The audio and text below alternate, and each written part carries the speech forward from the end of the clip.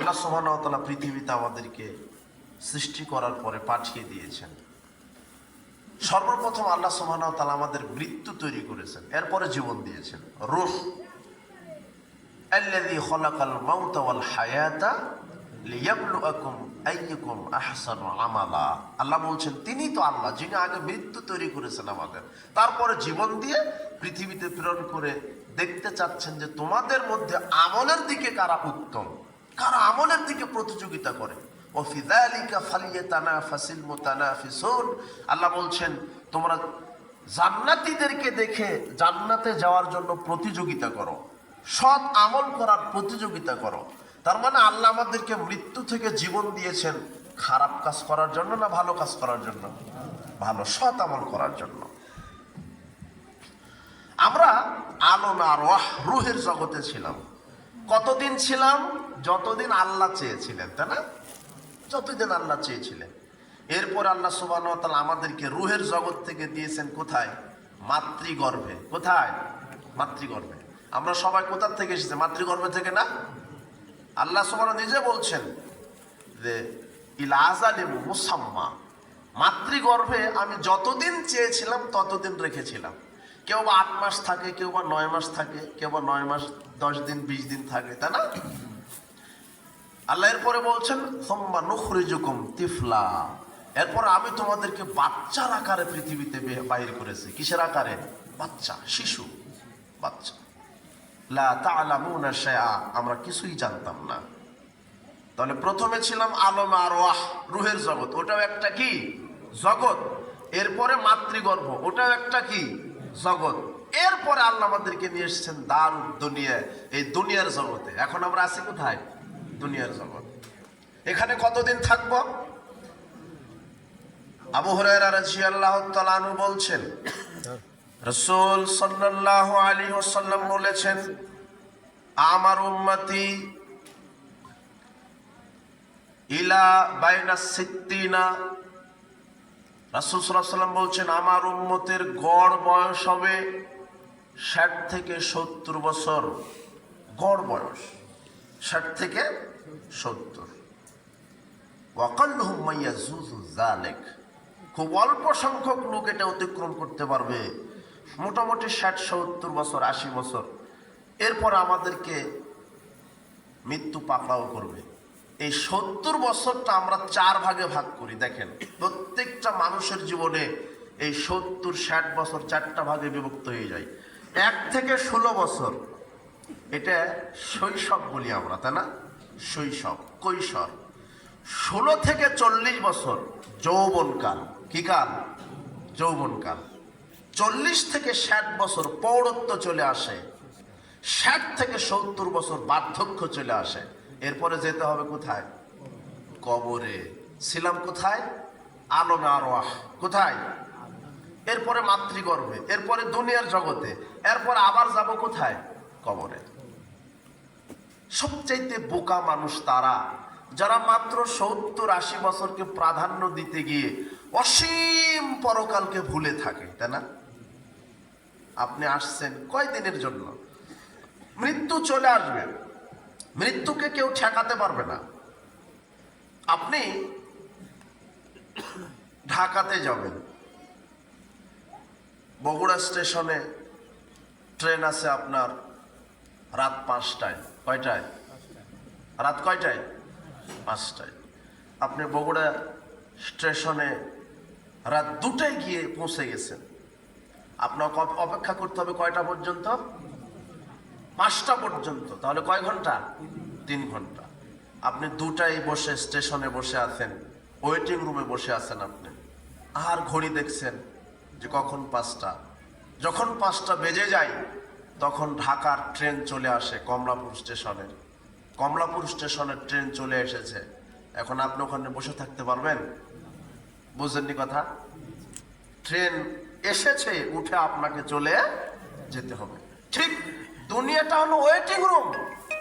আপনি মাস বছর কাটাচ্ছেন, যুগ কাটাচ্ছেন, কাটতে কাটতে যখন মৃত্যুটা চলে আসবে তখন আপনাকে কোথায় চলে যেতে হবে? কবরে, পরকালে। আল্লাহ সুবহানাহু ওয়া তাআলা বলছেন قل إن الموت الذي تفرون منه فإنه ملاقيكم মুহাম্মদ সাল্লাল্লাহু আলাইহি ওয়াসাল্লাম, আপনি বলেন তোমরা কি মৃত্যু থেকে পলায়ন করতে চাচ্ছ, অথচ মৃত্যু তোমাদেরকে পাকড়াও করবেই করবে।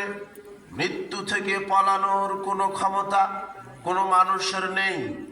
আল্লাহ সুবহানাহু ওয়া তাআলা বলছেন লিকুল্লি উম্মাতিন আজাল, প্রত্যেকটা মানুষের নির্দিষ্ট সময় বেঁধে দিয়েছেন আল্লাহ।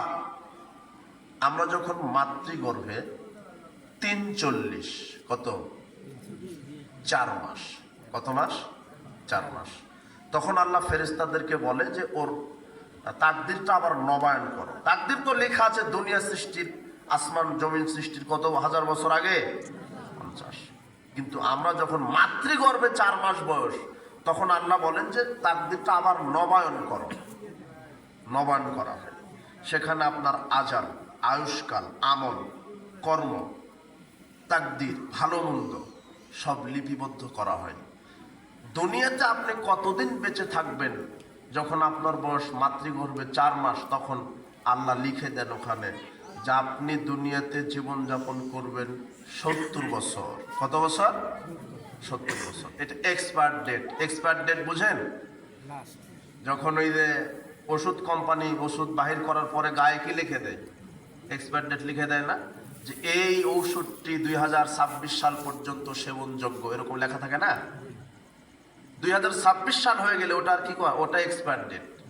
ঠিক আমরা যখন মাতৃগর্ভ নামক ফ্যাক্টরিতে ছিলাম, তখন ওখানে যেদিন আমরা বাইর হব তার কিছুদিন পূর্বে আল্লাহ ওখানে আমাদের এক্সপায়ার ডেট লিখে দিয়েছে যে তুমি পৃথিবীতে থাকবা 70 বছর। 70 বছর যেদিন পূর্ণ হয়ে যাবে, 1 সেকেন্ড সামনে পিছনে থাকার সুযোগ নাই। কথা কি বুঝেছেন?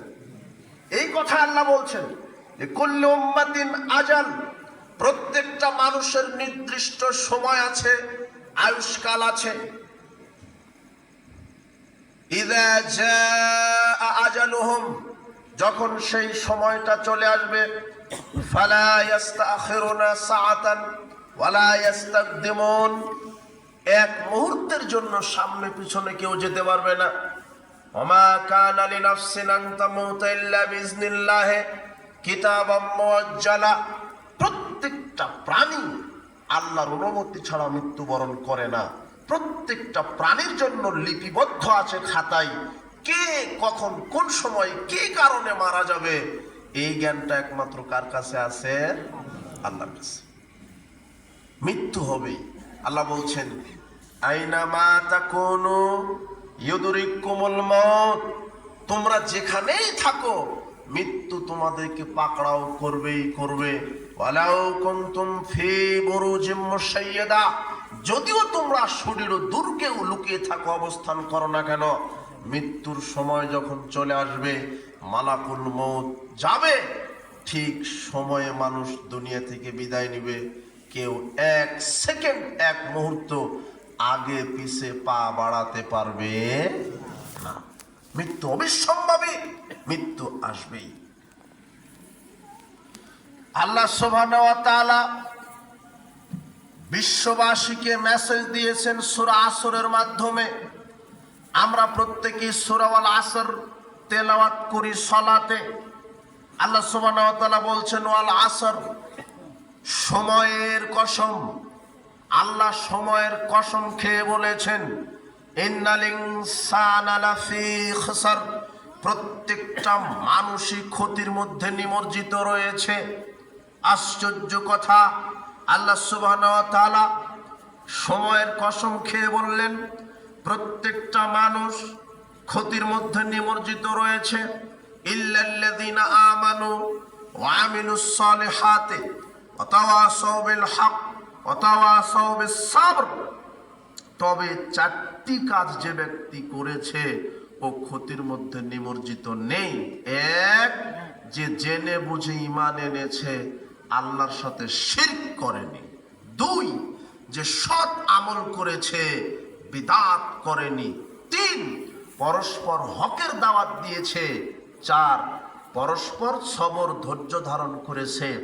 এই 4টি গুণ যার ভিতরে আছে সে ক্ষতিগ্রস্ত নয়। এই 4টি গুণ যার ভিতরে আছে সে ক্ষতিগ্রস্ত নয়। আর যদি এই 4টি গুণ আপনার ভিতরে না থাকে আপনি ক্ষতিগ্রস্ত হবেন। আল্লাহ সুবহানাহু ওয়াল আসর সময়ের কসম করে বলেছেন। প্রখ্যাত মুফাসসির ইমাম রাজি রাহিমাহুল্লাহ তিনি বলছেন, আমি যখন সূরা আল আসরের তাফসীর লিখতে গেলাম তখন আমি এই আসরের ব্যাখ্যাটা লিখতে পারছি না। আল্লাহ সময়ের কসম দিয়ে কি বোঝাতে চাইলেন? বিগত এক বিদ্যানের উদ্ধৃতি দিয়ে তিনি বলছেন, বিদ্যান লোকটি এক এলাকা দিয়ে যাচ্ছিল, এক বরফ বিক্রেতা চিল্লানি দিয়ে বলছে, ইরহামু মাইয়াতুবু রাসু মালিহি, তোমরা ওই ব্যক্তির উপরে রহম করো যার পুঁজি গলে যায়। যার কি গলে যায়? পুঁজি। তোমরা ওই ব্যক্তির উপরে রহম করো যার পুঁজি গলে যায়। মানে বরফ বিক্রেতা আপনার বগুড়া বাজারে গিয়ে বরফ কিনেছে 500 টাকা। কয় টাকা? 500 টাকা। ওই 500 টাকা তার পুঁজি ছিল, ইনভেস্ট করেছে বরফের ভিতরে। কার ভিতরে? বরফ। এই 500 টাকার বরফ কিনা আপনার শিবগঞ্জ এলাকায় এসে বিক্রি করছে, কিন্তু বরফটা রোদ্রের তাপে গলে যাচ্ছে, বাষ্প আকার হয়ে গলে যাচ্ছে। লোকটা তখন চিল্লানি দিচ্ছে, তাড়াতাড়ি বরফটা কিনে নাও, বরফ গলে পানি হয়ে গেলে তো আপনি কিনবেন না। কিনবেন? বরফ বিক্রেতা বোঝাতে চাচ্ছে যে আমার উপরে তোমরা রহম করো, আমার পুঁজি গলে যাচ্ছে। তার মানে বরফ বিক্রেতাকে বরফটা বিক্রি করতে হবে বরফ গলার পূর্বেই। বরফ গলে গেলে আপনি নেবেন না, বরফ গলার পূর্বেই বরফটা বিক্রি করতে পারলে বরফ বিক্রেতা লাভবান হবেন। আর যদি বরফ গলে যায় কেউ কিনবে না, বরফ বিক্রেতা ক্ষতিগ্রস্ত হয়ে যাবেন। তখন মুফাসসির সাহেব বলছে, হাযা মানা সূরাত আল আসর। হ্যাঁ, আমি সূরা আসরের ব্যাখ্যা পেয়ে গেছি। আল্লাহ সময়ের কসম খেয়ে বলছেন, মানে এখানে আল্লাহ সময়ের কসম দিয়ে বলছেন প্রত্যেকটা মানুষকে আল্লাহ একটা সময় দিয়েছে, ওই সময়ের নামটা হলো জীবন, হায়াত। কি? হায়াত। আমাদেরকে একটা হায়াত দেয়নি? ওই যে ফেরেশতারা যদি আল্লাহর অনুমতি নিয়ে যদি 60 বছর লিখে থাকে, তাহলে আপনি 60 বছর নিয়ে পৃথিবীতে এসেছেন। আসার দিন থেকে ঘড়ির 1 সেকেন্ড যাচ্ছে, মানে 60 বছর থেকে 1 সেকেন্ড গলে যাচ্ছে আপনার।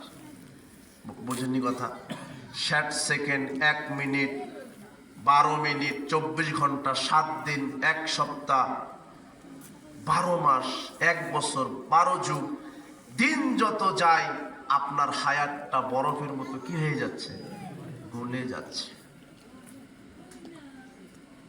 আল্লাহ বলছেন সময়ের কসম, প্রত্যেকটা মানুষ ক্ষতির মধ্যে নিমজ্জিত।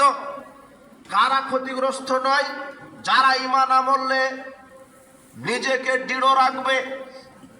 এই 70 বছর হায়াতে যদি আপনি সঠিক ঈমান আনতে পারেন আর আমল করতে পারেন, তাহলে আপনি ক্ষতিগ্রস্ত হবেন না। আর যদি আপনি ঈমান আমল না আনতে পারেন, আপনি ক্ষতিগ্রস্ত হয়ে যাবেন। কথা কি বুঝতে পেরেছেন? এই হায়াত গলার পূর্বেই আপনাকে ঈমান আনতে হবে, আমল করতে হবে। বরফ গলার পূর্বেই বিক্রি করতে পারলে যেমন লাভবান, ঠিক এই হায়াত থাকতে যদি আপনি ঈমান আমল করতে পারেন তবে আপনিও লাভবান। কথা বুঝেছেন? এটাই আল্লাহ বোঝাতে চাচ্ছেন যে হায়াত থাকতেই তোমরা 4টি কাজ করো, ঈমান আমল, হকের দাওয়াত, সবর, ধৈর্য। কয়টা? ঈমান আমল, হকের দাওয়াত আর ধৈর্য। 4টি গুণ যার ভিতরে থাকবে সে ক্ষতিগ্রস্ত নয়। সাল বিন সাদ রাদিয়াল্লাহু তাআলা আনহু বলেন, যা জিবরিল আলাইহিস সালাম ইলান নবী সাল্লাল্লাহু আলাইহি ওয়াসাল্লাম, জিবরাইল আমিন রাসূলের কাছে এসে বলছেন, ইয়া মুহাম্মদ আইশমা শিতা ফাইন্নাকা মাইয়িত। আল্লাহ জিবরাইলকে মুহাম্মদ সাল্লাল্লাহু আলাইহি ওয়াসাল্লামের কাছে পাঠিয়ে মৃত্যুর কথা স্মরণ করিয়ে দিচ্ছেন। কাকে? কাকে স্মরণ করিয়ে দিচ্ছেন? মুহাম্মদ সাল্লাল্লাহু আলাইহি ওয়াসাল্লামকে, সর্বশ্রেষ্ঠ মানুষ, সর্বশ্রেষ্ঠ রাসূল। তাকেও আল্লাহ স্মরণ করায় দিচ্ছেন। কার মাধ্যমে? জিবরিলের মাধ্যমে। জিবরিল এসে বলছেন, ইয়া মুহাম্মদ ইসমা শীতা ফাইন্নাকা মাইয়িত, আপনি জীবনযাপন করছেন, তবে আপনি একদিন মারা যাবেন।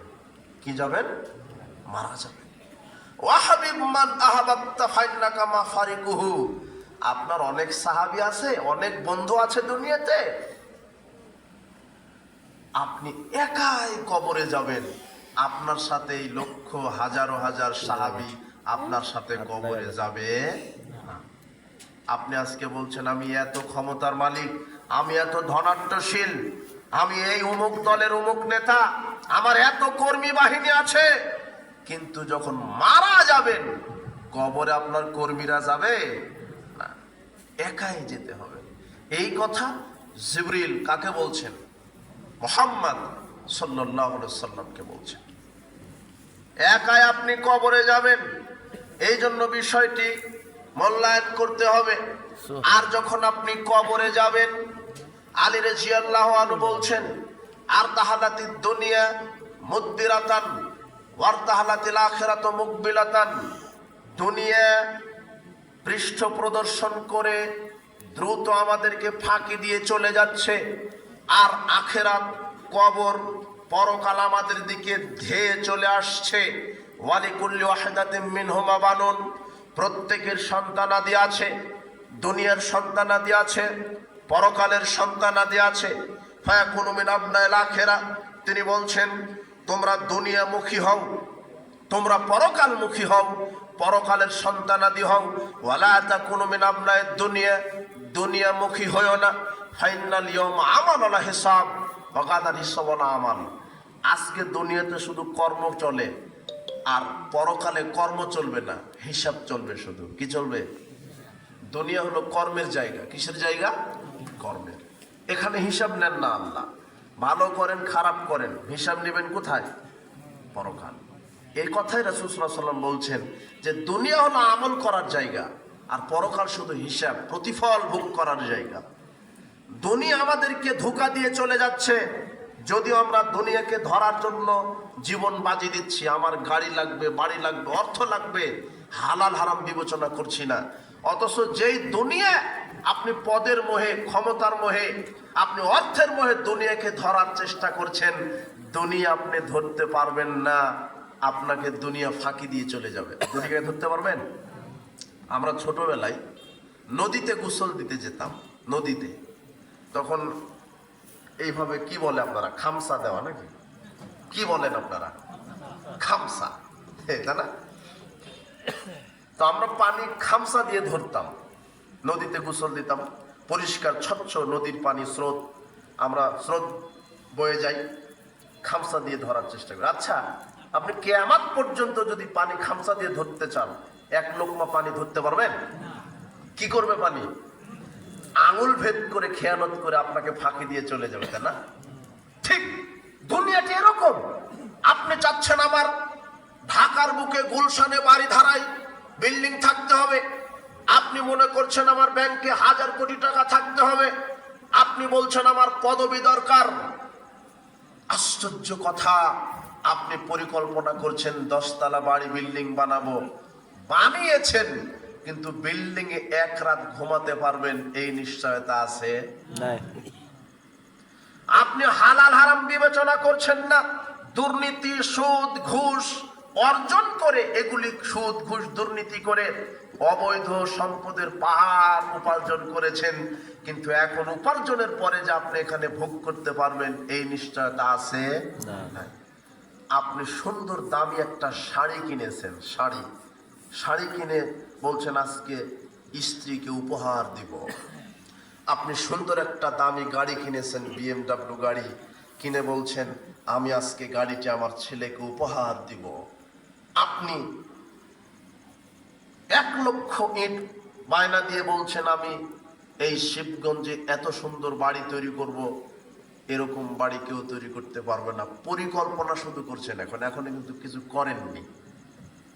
শাড়িটা কিনেছেন, স্ত্রীকে দিবেন, গাড়িটা কিনেছেন, ছেলেকে দিবেন, ইটটা বায়না দিয়েছেন, ঘরটা নির্মাণ করবেন, শুধু পরিকল্পনা চলছে। করতে করতে করতে করতে চট করে মৃত্যু চলে আসলো। কি চলে আসলো? এই কথা রাসূল বলছেন আকসিরু মিন যিকরি হাজমিল লাজ্জাতিল মাউত, ওই কথাকে তোমরা বেশি বেশি স্মরণ করো যেটা মানুষের আকাঙ্ক্ষাকে কেটে দেয়, স্বাদকে কেটে দেয়, স্বাদ নষ্ট করে দেয়, আকাঙ্ক্ষাকে ধ্বংস করে। সেটার নাম হচ্ছে মৃত্যু। কি? মৃত্যু।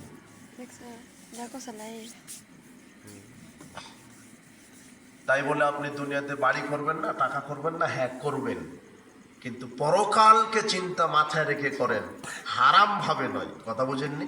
যতটুক প্রয়োজন ততটুক, থাকার জন্য যতটুক বাড়ি প্রয়োজন ততটুক করেন, যতটুক আপনার খাওয়ার জন্য রুজি দরকার ততটুক ইনকাম করেন, তবে হালাল উপায়ে করতে হবে। কি উপায়ে? হালাল। কিন্তু আমরা দুনিয়ার পিছনে ছুটেছি, দুনিয়া দুনিয়া, পরে দেখা যাবে যে দুনিয়াকে ধরার চেষ্টা করলাম বটে, কিন্তু পানির মতো আঙুল ভেদ করে, পানি যেমন খেয়ানত করে চলে যায়, আপনাকে ধোঁকা দিয়ে দুনিয়াও কি হয়ে যাবে? চলে যাবে। দুনিয়া ধরতে পারবে? এই কথা রাসূল সাল্লাল্লাহু আলাইহি ওয়াসাল্লাম বলছেন।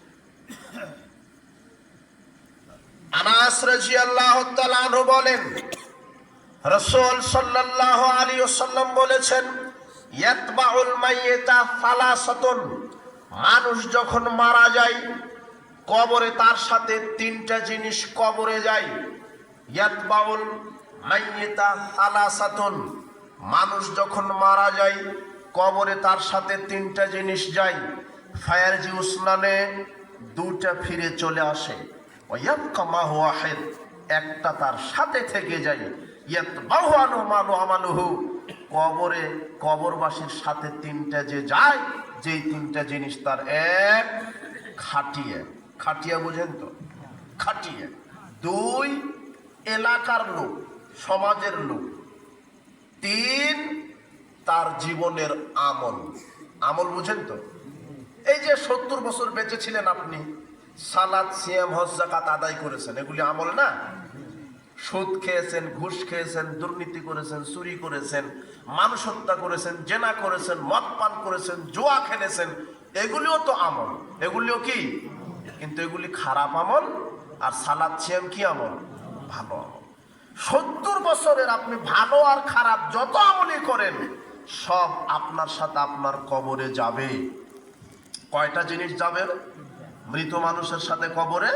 তিনটা। এক, খাটিয়া। দুই, এলাকার লোক। তিন, কথা বলেন না জি, তিনটা জিনিস যাবে। খাটিয়া, তার সমাজের লোক, এলাকার লোক, তার জীবনের আমল। ফাইয়ের জিউসনানে দুইটা ফিরে আসবে। ওই যে খাটিয়া, ওটা ফিরে চলে আসবে। এলাকার লোক আপনাকে দাফন দেওয়ার পর ওখানে 1 মিনিট দেরি করবে না। কি করবে? চলে আসবে। ওয়ায়াবকা মা হুয়া আমালুহু, কবরে আপনার সাথে থেকে যাবে আপনার কি? আমল। এই আমল থাকবে। তা আমলটা ভালো করতে হবে না? আমল ভালো হলে কবর ভালো হবে। আমল যদি খারাপ হয় কবর খারাপ হবে। বারা ইবনে আযিব রাদিয়াল্লাহু আনহু বলছেন, এখানে আরেকটা কথা বলি, আমরা পাপ কাজ করি, মানুষ মাত্রই পাপ কাজ করবে, কিন্তু ভুল বোঝার সাথে সাথে তাকে তওবা করতে হবে। আমরা তওবা করি, তাই না? কিন্তু কেউ কি নিশ্চিত যে আমার তওবা কবুল হয়েছে? আমরা সালাত আদায় করি, কেউ কি নিশ্চিত যে আমার সালাত আল্লাহ কবুল করেছেন? আমরা রমাদানে সিয়াম পালন করি, কেউ কি নিশ্চিত যে আল্লাহ আমার সিয়াম কবুল করেছেন? নিশ্চিত? আমি পাপ করেছি, কান্নাকাটি করে তওবা করলাম, মৃত্যু পর্যন্ত আমি তওবা করছি, কিন্তু আমি নিশ্চিত না যে আমার পাপটা ক্ষমা হলো কিনা, আল্লাহ আমার তওবা কবুল করলেন কিনা। তবে প্রত্যেকটা মানুষই এই দুনিয়ার জীবনে নিশ্চিত হয়ে যাবে যে আল্লাহ তার ইবাদত, আল্লাহ তার তওবা কবুল করেছে কি করেনি। প্রত্যেকটা মানুষ এটা জানতে পারবে। সেটা কখন জানেন? তখন মৃত্যুর সময়। কখন? মৃত্যুর সময়। কিন্তু এটা কারো অভিজ্ঞতা নাই যে একজন মরতে মরতে ফিরে এসে আপনাকে বলে দিয়েছে, এরকম আছে নাকি? হ্যাঁ, প্রত্যেকটা মানুষ নিশ্চিত হবে যে তার তওবাটা কবুল হয়েছে কিনা। কিভাবে? এই মেসেজটা আল্লাহ কোরআনে দিয়ে দিয়েছেন। আল্লাহ সুবহানাহু ওয়া তাআলা বলছেন, ইন্নাল্লাযীনা ক্বালু রাব্বুনাল্লাহ, নিশ্চয়ই যারা বলে আমাদের রবকে আল্লাহ, সুম্মাস্তাকামু, এবং তার উপরে অটল থাকে, তাতানাজ্জালু আলাইহিমুল মালাইকা, তখন এই লোকের উপরে ঝাঁকে ঝাঁকে আল্লাহ দুনিয়াতে ফেরেশতা পাঠিয়ে দেন মৃত্যুর সময়। মৃত্যুর সময় ঝাঁকে ঝাঁকে ফেরেশতা এসে বলে, আবশিরু বিল জান্নাহ, আমরা তোমাকে দুনিয়াতেই জান্নাতের সুসংবাদ দান করছি। তখন আপনি বুঝতে পারবেন আমার তওবা কি হয়েছে, কবুল হয়েছে।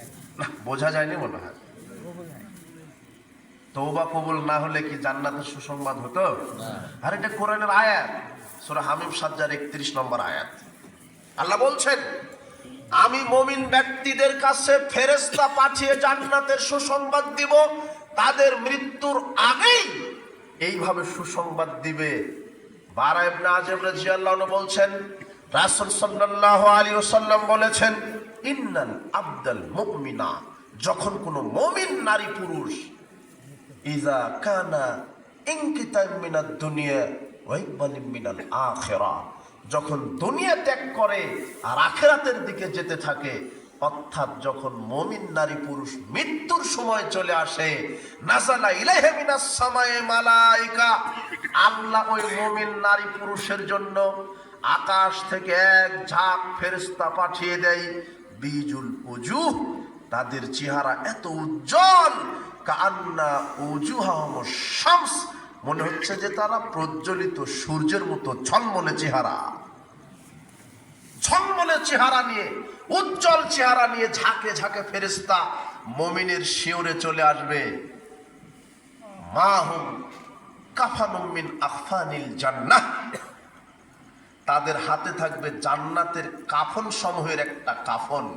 ওয়া হানুতুম মিন হানুতিল জান্নাহ, জান্নাতের খুশবু সমূহের মধ্যে একটা খুশবু, যার সুগন্ধি পৃথিবীর সবকিছু সুগন্ধির চাইতে উত্তম। এই সুগন্ধি আর জান্নাতের কাফন নিয়ে হাত্তা তাজলিসু মিসলু মাদ্দাল বাশার, মানুষের চোখের দৃষ্টি যত দূর যাবে ওই তত দূর সীমা পর্যন্ত, ওই সীমানায় হাজারো লক্ষ কোটি ফেরেশতা জান্নাতের কাফন আর জান্নাতের খুশবু নিয়ে আপনার রূহটাকে রিসিভ করার জন্য অপেক্ষা করবেন। ইয়াজিউ মালাকুল মউত, সঙ্গে সঙ্গে মালাকুল মউত চলে আসবে। হাত্তা ইয়াজলিসা ইনদা রাসিহি, আপনার মাথার উপরে বসবে, বসে বলবে, উখরুজি আইয়াতুহান নাফসুত তাইয়্যিবা, হে পবিত্র আত্মা, উখরুজি ইলা মাগফিরাতিম মিনাল্লাহি ওয়া রিদওয়ানিন, হে পবিত্র আত্মা, তুমি তোমার রবের ক্ষমার দিকে, তুমি তোমার রবের সন্তুষ্টির দিকে বের হয়ে যাও। ফাতাখরুজু তাসিলু কামা তাসিলুল কাতরাতু মান ফিস সামায়ে সিকায়ে, তখন মুমিনের আত্মাটা বের হয়ে আসবে আপনা আপনি। রাসূলুল্লাহ বলছেন, যেমন গ্লাস, জগ অথবা মগ অথবা কলস কাট করার সাথে সাথে পানি যেমন আপনা আপনি বের হয়ে যায়, মুমিনের আত্মাটা আপনা আপনি বের হয়ে যাবে। মালাকুল মউত সুসংবাদ দিবে, বের হয়ে আসো আল্লাহর ক্ষমার দিকে। তার মানে আল্লাহ আপনাকে কি করে দিয়েছেন? ক্ষমা করে দিয়েছেন। মালাকুল মউত আপনার সাথে কথা বলবে যদি আপনি মুমিন হন, কথা বুঝেননি? আর যদি কাফের হন অথবা জালেম অত্যাচারী পাপিষ্ট হন, মালাকুল মউত এসে বলবে, উখরুজি ইলা সাখাতিম মিনাল্লাহ, বের হয়ে আসো হে আইয়াতুহান নাফসুল খাবিসা, হে অপবিত্র দুর্গন্ধযুক্ত আত্মা, আল্লাহর রাগের দিকে বের হয়ে আসো। তখন আপনি বুঝতে পারবেন আমার পরিস্থিতি জটিল ও কঠিন, আল্লাহ আমার ইবাদত, আমার তওবা কবুল করেননি। কিভাবে করবো? আপনি তো পাপী, আপনি তো তওবা করেননি। মরার আগেই ফেরেশতা আপনাকে দুঃসংবাদ দিবে, নয় সুসংবাদ দিবে। আপনি কোনটা চান? তাহলে এই হারাম খাওয়া যাবে না। সুদ, ঘুষ, দুর্নীতি, বিড়ি, সিগারেট, জর্দা, এ হারাম খোর আছে না সমাজে? আছে। বেনামাজি আছে না? আছে। দুর্নীতিবাজ আছে না? আছে। জেনাকার, সুদখোর, ঘুষখোর আছে না? জোয়া খেলে আছে না? মদ পান করে আছে না? আছে। এদের প্রতি আল্লাহ রহম করবেন না। এগুলি থেকে বিরত থাকেন, মুমিন হতে শিখেন। বলছিলাম, মুমিনের আত্মাটা ফেরেশতারা জান্নাতের কাফনে নিয়ে চলে যাবে প্রথম আসমানে। বলা হবে আসমানের দরজা খুলো, দরজা খোলা হবে। দ্বিতীয়, তৃতীয়, এইভাবে সপ্তম আসমানে যখন মুমিনের আত্মাটা নিয়ে চলে যাবে, তখন আল্লাহ বলবেন, শোনো, আমার এই মুমিন বান্দা অথবা বান্দির নামটা ইল্লিনে লিখে দাও। সপ্তম আসমানের উপরের জায়গা ইল্লিন, সেখানে লিখে দাও। আর এর রূহটা কবরেই রেখে দাও। আমি ওখান থেকেই তাকে কিয়ামতের দিন উত্তোলন করে জান্নাতে প্রবেশ করাবো। আর খারাপ ব্যক্তির আত্মাটা ফেরেশতারা দুর্গন্ধ আত্মা নিয়ে প্রথম আসমানে যেতেই আসমানের দরজা খোলা হবে না। আল্লাহ বলবেন তাকে তার জায়গা, তার নামটা সিজ্জিনে লিখে দাও, আর তার কবরে তার আত্মাটা রেখে দাও। আমি তাকে কবরে শাস্তি দিব। কি দিবেন? শাস্তি। এখন আসেন কবরের জীবন।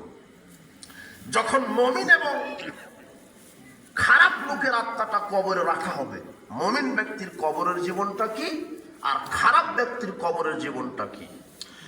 বারা ইবনে আযিব রাদিয়াল্লাহু আনহু বলছেন, রাসূল সাল্লাল্লাহু আলাইহি ওয়াসাল্লাম বলেছেন, ফাতুআদু রূহু ফি জাসাদিহি, যখন মানুষের আত্মাটা তার দেহের ভিতরে রাখা হবে কবরে, আতাহু মালাকানে, দুইজন ফেরেশতা আসবেন, ফায়জলিসানিহি, তাকে উঠিয়ে বসাবেন। যখন মানব দেহে কবরে আত্মাটা ফেরত দেওয়া হবে, তখন ফেরেশতা দুইজন এসে তাকে উঠিয়ে বসাবেন।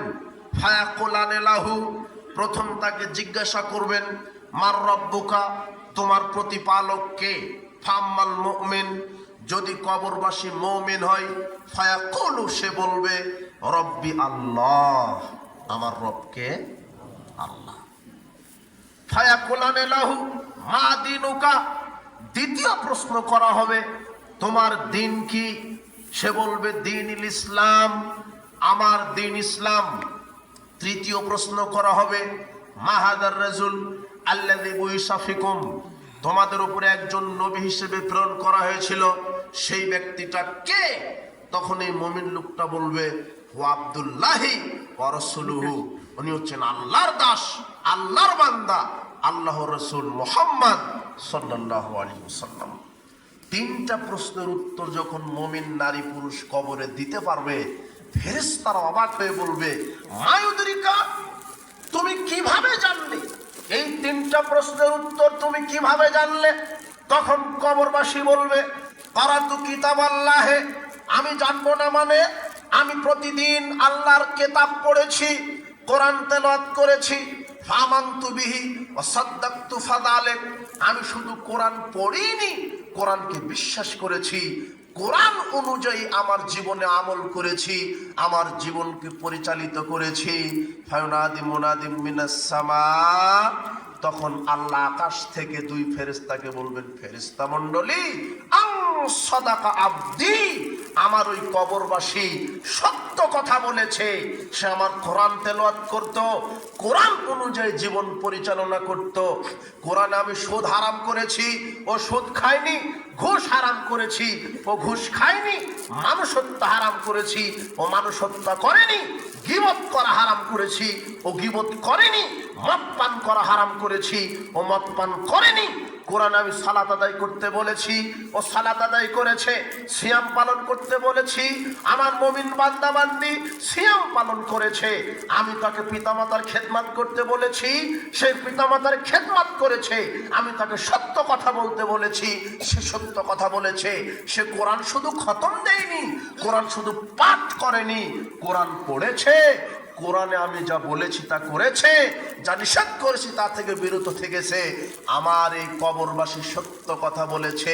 ফাফরিশু মিনাল জান্নাহ, কাজেই তোমরা আমার এই বান্দা বান্দিকে কবরেই জান্নাতের বিছানা বিছিয়ে দাও। ওয়ালবিসু মিনাল জান্নাহ, জান্নাতের পোশাক তার শরীরে পরিয়ে দাও। ওয়াফতাহু লাহু বাবান ইলাল জান্নাহ, জান্নাতের দিকে একটা দরজা কেটে দাও।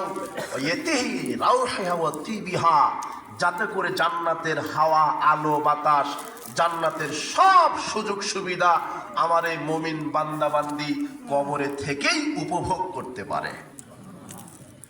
মুমিন বান্দার জন্য কবরটাই হবে জান্নাতের টুকরা। সুবহানাল্লাহ। ওয়া নাওয়ার লাহু ফিহি, তার কবরকে আলোকিত করা হবে। এই হাদিস প্রমাণ করে যারা মুমিন নয় তাদের কবর থাকবে অন্ধকার। আসওয়াদান আজরাকান, দুইজন ফেরেশতা আসবে তাদের কবরে, কালো কিসকিসে, চোখ হবে নীল বর্ণের, ভয়াবহ অবস্থায় আসবে। কিন্তু মুমিন বান্দার কবরকে আল্লাহ কি করে দিবেন? আলোকিত করে দিবেন। জান্নাতের বিছানা বিছিয়ে দিবেন, জান্নাতের পোশাক পরিয়ে দিবেন। এইভাবে যখন দুইটা ফেরেশতা কবরকে জান্নাতের পরিবেশ করে দিবেন, শুধু কি তাই, ওয়ায়ুফসাহু লাহু ফিহা মাদ্দা বাসারিহি, তার কবরকে এত প্রশস্ত করে দিবেন, তার চোখের জ্যোতি যত দূর যায় তত দূর পর্যন্ত প্রশস্ত করে দিবেন আল্লাহ তার কবরকে। এইভাবে পরিবেশ করে দিতে দিতেই এতি রাজুলুন, এক ব্যক্তি চলে আসবে। আহসানুল ওয়াজহি হাসানুস সিয়াব, এত সুন্দর সুনিষ্ঠ সুগঠিত সুন্দর দর্শনা চেহারার অধিকারী একজন যুবক কবরে চলে আসবে। এসে বলবে, আবশির বিল্লাযী ইয়াসুররুকা হাযা ইয়াউমুকাল্লাযী কুনতা তুআদু, তোমাকে আমি সুসংবাদ দিচ্ছি, এই দিনের সুসংবাদ, যেদিন আল্লাহ তোমাকে কিয়ামতের মাঠে জান্নাত দিবেন। আমি কবরেই তোমাকে জান্নাতের সুসংবাদ দিতে এসেছি। তখন কবরবাসী অবাক হয়ে বলবে, মান আনতা, তুমি কে? তুমি কে? তুমি আমাকে আজকে জান্নাতের সুসংবাদ দিচ্ছ, তুমি কে? তখন সে বলবে, আনা আমালুকা সালেহ, ওই যে তুমি দুনিয়াতে বেঁচে থাকা পর্যন্ত যত ভালো ভালো আমল করেছিলে, আমি তোমার নগদ সব ভালো আমল। দেখেছেন, সৎ আমলগুলিকে আল্লাহ একটা ব্যক্তিতে রূপান্তরিত করবেন। সেই ব্যক্তিটা এসে মুমিন ব্যক্তিকে কিসের সুসংবাদ দিবে? জান্নাতের। একই ভাবে এটা মুমিন নারী পুরুষের কবরের অবস্থা বোঝানো হলো। এখন আসেন যারা কাফের, যারা ফাজের, যারা মুনাফিক, যারা পাপিষ্ঠ, এদের কবরের অবস্থাটা কি? এদের কাছে দুইজন ফেরেশতা আসবে, তাকে উঠিয়ে বসাবে, বলা হবে, মান রব্বুকা, তোমার রব কে? তখন বলবে, হা হা লা আদরি, হায় হায় আমার জানা নেই। বলা হবে, তোমার দিন কি? সে বলবে, হা লা আদরি, আমার জানা নেই। বলা হবে, তোমার নবী কে? সে বলবে, হা লা আদরি, আমার জানা নেই। যেই বলবে জানা নেই, আল্লাহ বলবেন, আনকাদাবা, আমার ওই বান্দাটা মিথ্যা বলছে। ওর কাছে নবী রাসূল পাঠিয়েছিলাম, আলেম ওলামা দিন রাত দাওয়াত দিয়েছে, ও ইসলাম মানেনি, ও মিথ্যুক। ফাফরিশু মিনান নার, তার কবরে জাহান্নামের বিছানা বিছিয়ে দাও। ওয়ালবিসু মিনান নার, জাহান্নামের পোশাক, আগুনের পোশাক পরিয়ে দাও। ওয়াফতাহু লাহু বাবান ইলান নার, জাহান্নামের দিকে দরজা কেটে দাও। ফায়াতিহি হাররিহা ওয়া সামুমিহা, যাতে করে জাহান্নামের লেলিহান অগ্নি, হাওয়া, গরম হাওয়া বাতাস আসে, তাকে কষ্ট দিতে পারে, জ্বালিয়ে দিতে পারে।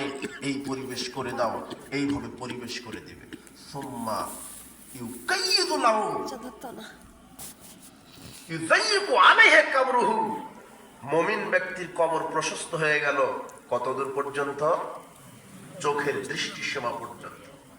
ঠিক এই কাফের ফাজের পাপী লোকের কবরকে আল্লাহ সংকীর্ণ করে দিবেন, হাত্তা তাক্তানি ফাজলাহু, এমন সংকীর্ণ আল্লাহ করে দিবেন কবরকে যে তার হাড় হাড্ডি সব আল্লাহ একাকার করে দিবেন। নাউযুবিল্লাহি মিন যালিক। এটা খারাপ ব্যক্তি কবরের অবস্থা। এরপরে কি,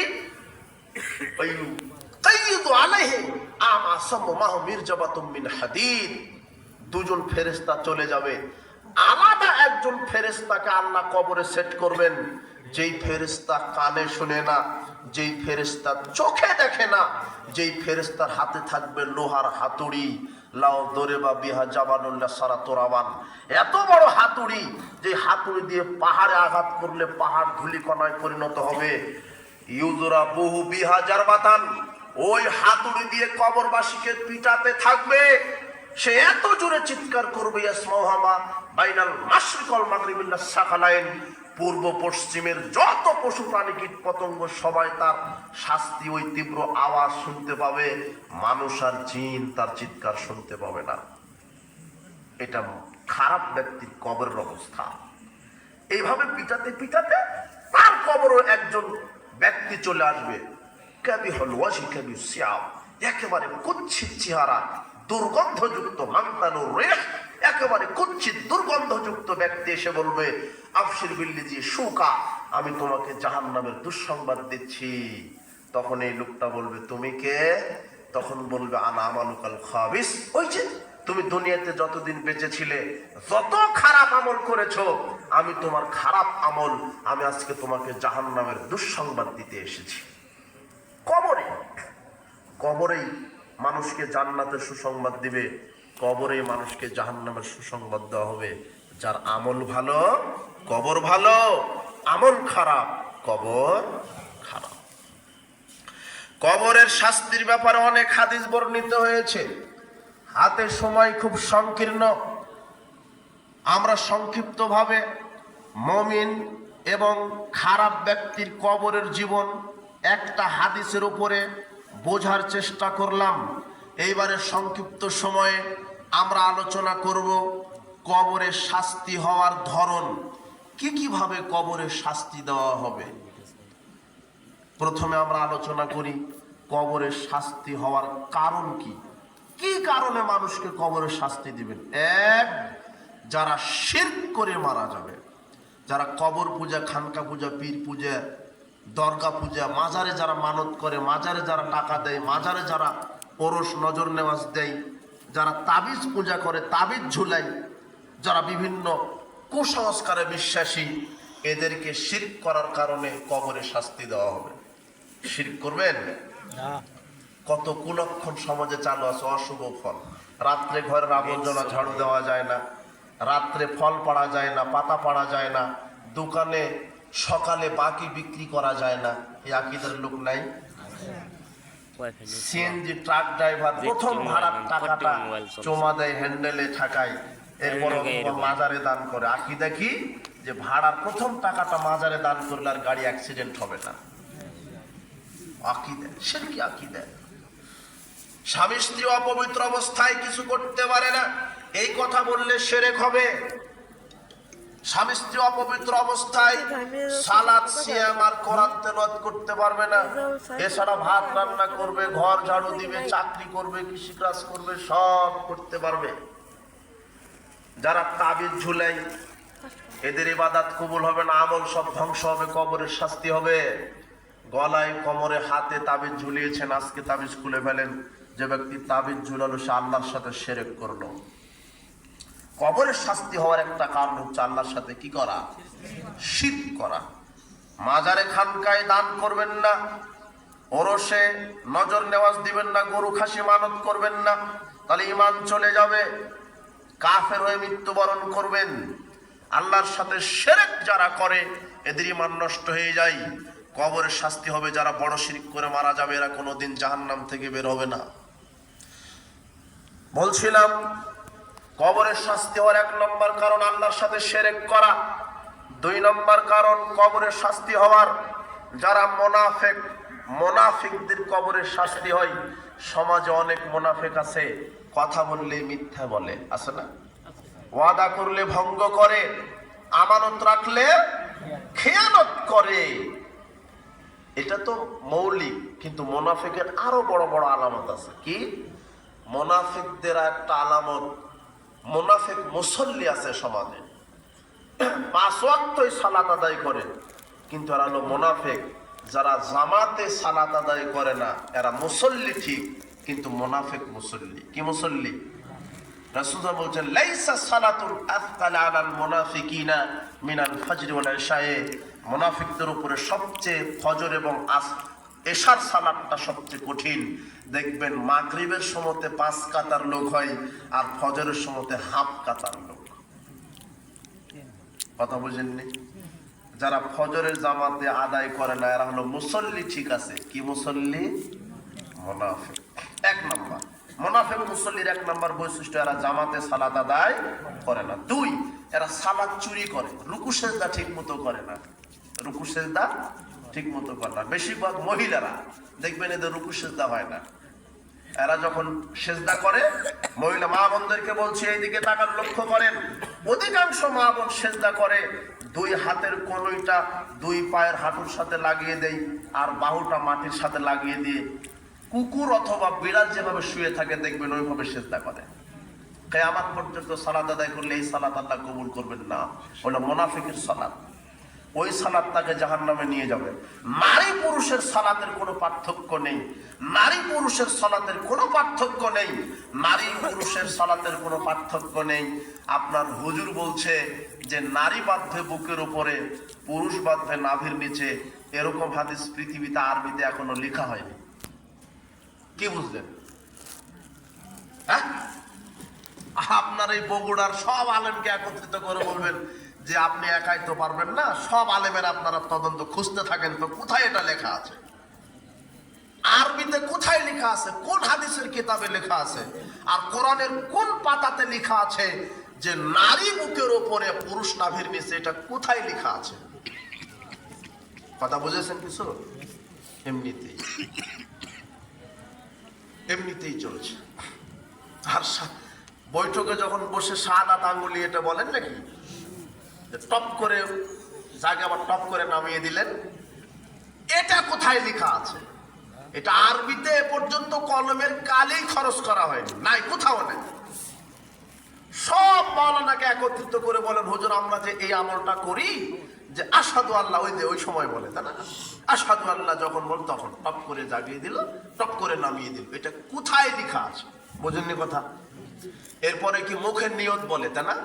নাওয়াইতু আন উসাল্লি লিল্লাহি তাআলা ফিজ যুহরি আরবা রাকা, ফিল আসরি আরবা রাকা, একটা নিয়ত বানায়ছে না? এটা আরবিতে কোথায় লেখা আছে? কোন হাদিসের কিতাবে? কোরআনের কোন পারায়, কত পৃষ্ঠায়, কোন সূরায়, কোথায় লেখা আছে?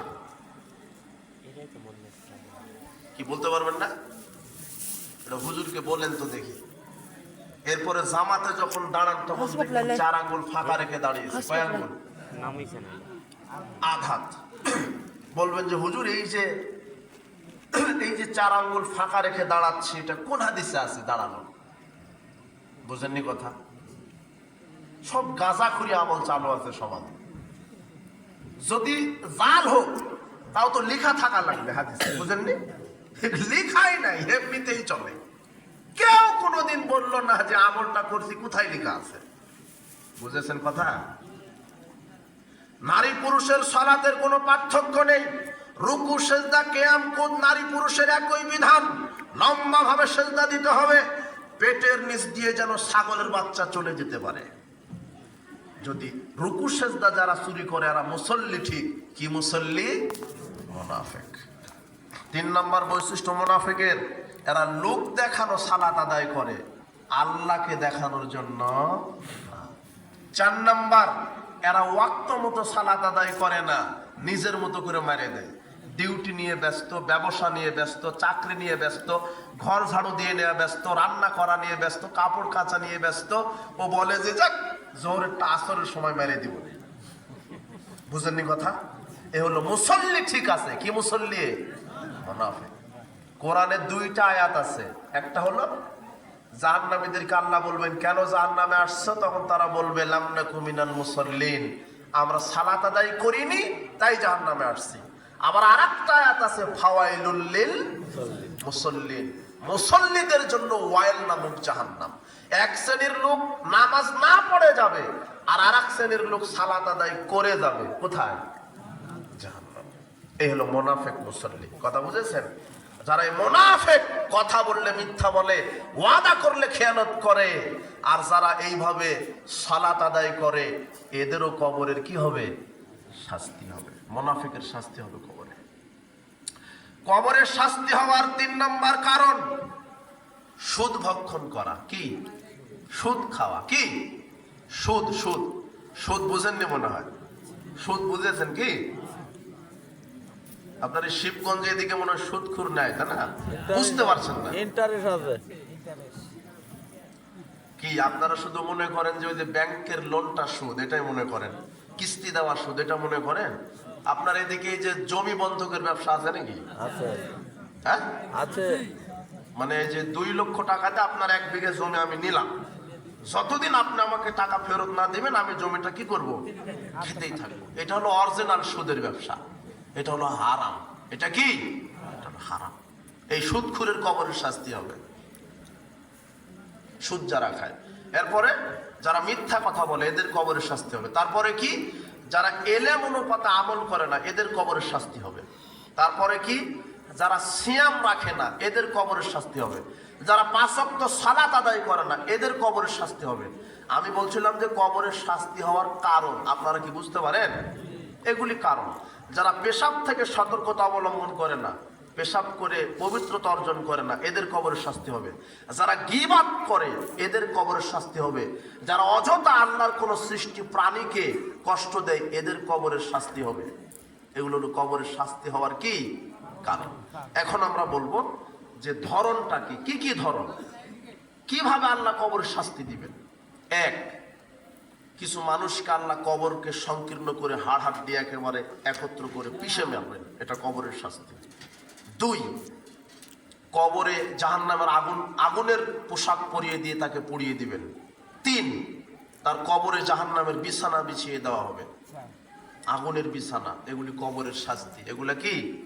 কবরের শাস্তি। কিছু লোককে রক্তের নদীতে চুবানি দেওয়া হবে। রক্তের নদীতে, যাকে রক্তের নদীতে চুবানি দেওয়া হবে সে হলো সুদখোর। কি খোর? সুদ। সুদ বুঝেন না? যেটা একটু আগে বললাম। কবরের শাস্তি হওয়ার কারণ হলো সুদ। আর ধরনটা কি? সুদখোরের কবরের শাস্তির ধরনটা কি? রক্তের নদীতে কি? চুবানো। বুঝেননি? ওই যে ফেরাউনকে চুবাইছিল, মনে না ইতিহাস? ওইভাবে কবরে চুবাবে। কাকে? সুদখোরকে। প্রায় সুদখোর এখন, প্রায়।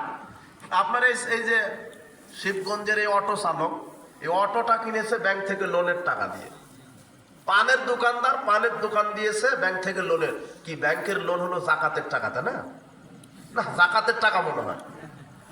হ্যাঁ, কিসের? সুদের। এখন সুদ হারাম করে।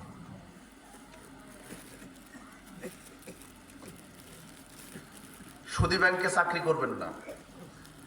আপনার ছেলে যদি চাকরি করে, বলেন ছেলে আসো, যে একটা বাটি দিলাম ভিক্ষা করে খাও, তাও ভালো। সুদী ব্যাংকে চাকরি করার চাইতে কি করে খাওয়া ভালো? ভিক্ষা করে খাওয়া ভালো। সুদী ব্যাংকে চাকরি করে 80,000 টাকা বেতন পান। ওই টাকা দিয়ে রুই মাছ কিনে খেয়ে যদি আল্লাহর কাছে দোয়া করেন, কিয়ামত পর্যন্ত দোয়া কবুল হবে না। আর ভিক্ষা করে করে পুঁটি মাছ কিনবেন। কি মাছ? পুঁটি মাছ। পুঁটি মাছ খেয়ে যদি আল্লাহর কাছে বলেন, আল্লাহ আমার পাপ ক্ষমা করে দাও, সব পাপ ক্ষমা করে দিবেন। ভিক্ষা করা জায়েজ, আর সুদ খাওয়া কি? হারাম। সুদী ব্যাংকে চাকরি করাও হারাম। আমি ভিক্ষা করতে বলিনি, এটা আমার বক্তব্যের গতি। ব্যবসা করবেন, হালাল ব্যবসা। বুঝতে পারেননি কথা? সুদ খাবেন না। সুদ খেলে কবরের শাস্তি হয়। কি শাস্তি? রক্তের নদীতে চুবানো। এরপরে কি? কবরের শাস্তি, কিছু লোক নারী পুরুষকে তন্দুর চুলা, তন্দুর চুলা বুঝেন নাকি? তন্দুর রুটি চিনেন তো? তন্দুর রুটি দেখবেন, ওটা একটা চুলা আছে, তাই না? ওপরের দিকে সংকীর্ণ, নিচের দিকে ফাঁপা, ওখানে আগুন দাও দাও করে জ্বলছে। ঠিক হাদিসে এই কথাটা আসছে, মিসলুত তান্নুর, মানে তন্দুর চুলার মতো চুলা থাকবে কবরে। সেই কবরে কিছু নারী পুরুষকে জ্বালানো হবে। রাসূল সাল্লাল্লাহু আলাইহি ওয়াসাল্লাম বলছেন, এই মানহাজা, এরা কারা? এই যাদেরকে কবরে এইভাবে শাস্তি দেওয়া হচ্ছে। তখন বলছে, ফাহুমুজ জোনা, তারা ওই সব নারী পুরুষ যারা জেনা করত। কি করত? নিজের স্ত্রী থাকার পর আর এক স্ত্রীর সাথে জেনা করে, নিজের স্বামী থাকার পর আর একটা পুরুষের সাথে জেনা করে। আর এখন তো লুচ্চামো বের হয়েছে, তাই না? বয়ফ্রেন্ড গার্লফ্রেন্ডের লুচ্চামো বের হয়নি? হ্যাঁ, পয়লা বৈশাখ 31st নাইট, বুঝেননি কথা? পয়লা বৈশাখে দেখবেন যত শিক্ষিত নারী পুরুষ আছে বাংলাদেশের টপ লেভেলের যারা শিক্ষিত, এরা দেখবেন পয়লা বৈশাখে কেউ বা সাপের মুখোশ, ব্যাঙের মুখোশ, শুয়োরের মুখোশ, কুকুরের মুখোশ পড়ে মাঠে নামে না রাস্তায়, দেখেননি? বলে এসো হে বৈশাখ মঙ্গল শোভাযাত্রা, ও কুকুরের মুখোশ পড়ে রাস্তায় নেমে বলছে এসো হে বৈশাখ। মানে ওদের নিয়তটা হচ্ছে যে আল্লাহ, বছরের প্রথম দিনে চলে আসলাম, এই নতুন বছরটা যেন দেখো আল্লাহ আমরা কুকুরের মুখোশ পড়েছি, আমরা যেন এই এক বছর কুকুর হয়ে বেঁচে থাকতে পারি। বুঝেননি কথা? হাসছেন আপনি, হাসছেন। এই যে নষ্টামি, লুচ্চা দিবস পালন হয়। লুচ্চা দিবসের নাম কি এই যুবক বলো? 14 ফেব্রুয়ারি। এই যত যুবক যুবতী আছে এই 14 ফেব্রুয়ারি জোড়া লাগে, তাই না? বুঝেছেন? এই যে যারা জেনায় লিপ্ত হয় এই কবরের শাস্তি হবে। কোথায়? কবরে, কবরের শাস্তি। সাবধান। আর কি বেনামাজি আছে না, এই বেনামাজির কবরের শাস্তি। আযাবুল কাফির ফি কবরিহি, বেনামাজির কবরের শাস্তি হবে কি? ইন্নাহু লা ইউসাল্লাতু আলাইহি তিসুনাতিন নিনান, 99টি 3 দিন থাকবে।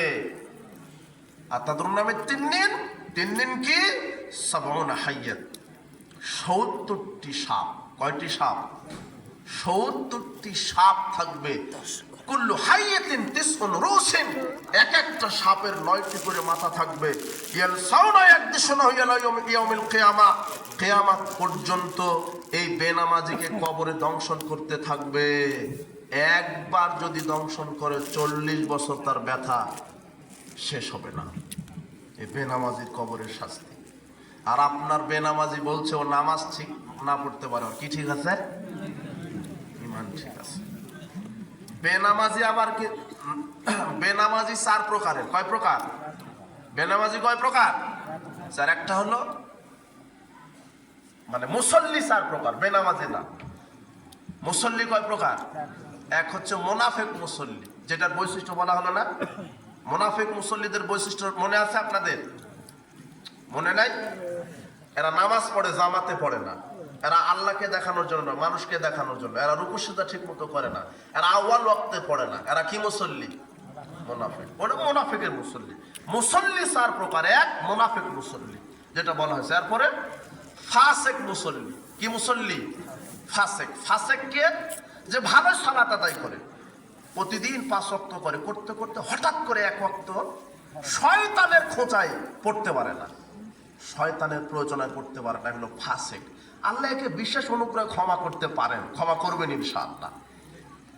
আর এক আছে 3 নম্বর হলো মুশরিক মুসল্লি। কি? মুশরিক। মুশরিক কারা? মুশরিক মুসল্লি। ইবনে মাজাহ 1080 নম্বর হাদিস। আপনি এদিক ওদিক করছেন কেন? ইবনে মাজাহ 1080 নম্বর হাদিস। রাসূল বলছেন ফাইদা তারাকাহা ফাকাদ আশরাকা, যে ব্যক্তি সালাত ছেড়ে দিল সে কি হয়ে গেল? মুশরিক। মুশরিক মুসল্লিকে যারা সপ্তাহে শুধু জুমার দিনে পড়ে, যারা বছরে শুধু রমাদান 30 দিন পড়ে, এরা হলো মুশরিক। এরা কি? বুঝেননি মনে হয়, বাংলা কথা বুঝতে পারেন? যারা সপ্তাহে শুধু জুমার দিন, জুমা মানে শুক্রবার বলেন নাকি আপনারা? শুক্রবার না, শুক্রবার কথাটি ঠিক নয়। কি দিন? জুমাবার, জুমা, জুমার দিন। যারা সপ্তাহে শুধু জুমার দিনে পড়ে আর বছরে কোন মাসে পড়ে? রমাদানে, এরা হলো মুশরিক। এদের উপরে শরীয়তের হুকুম হচ্ছে এই মুশরিক মুসল্লি যদি মারা যায় এর গোসল হবে না, এর কাফন হবে না, এর জানাজা হবে না, এর দাফন হবে না। কুকুরের মতো করে